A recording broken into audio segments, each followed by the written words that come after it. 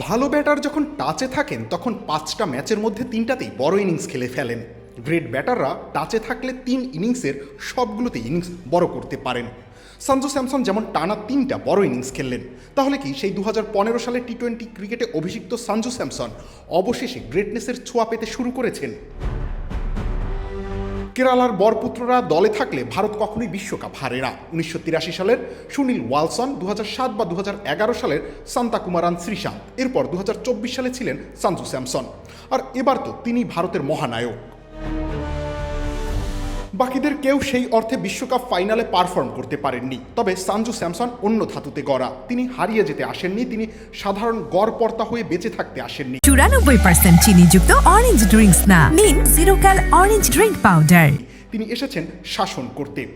তার ব্যাটটাই আহমেদাবাদে ফাইনালের মঞ্চে বারবার গর্জে উঠেছে, বলতে চেয়েছে দিনে দিনে বহু বাড়ি আছে দেনা, শুধিতে হইবে ঋণ। হ্যাঁ, ঋণ শোধ করতে পেরেছেন সঞ্জু।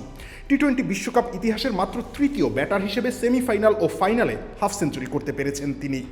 শুধু তাই নয়, খেলেছেন বিশ্বকাপ ফাইনালের সবচেয়ে বড় ইনিংস। আউট হওয়ার আগে করেন 89 রান, 46 বলে 8টা ছক্কা আর 5টি চার হাঁকান। আবারও সেঞ্চুরি থেকে সামান্য দূরে থাকতে গিয়ে ফিরেছেন সাজঘরে। তিনি সেঞ্চুরির পেছনে ছোটেননি, ছুটেছেন দলগত অর্জনের পথে। গ্রেট ব্যাটাররা নিজস্ব লক্ষ্য নয়, দলের হয়েই খেলে যান সব সময়। এজন্যই তিনি কেরালার বাকি ক্রিকেটারদের চেয়ে আলাদা। রবিউল ইসলাম রনি, খেলা 71।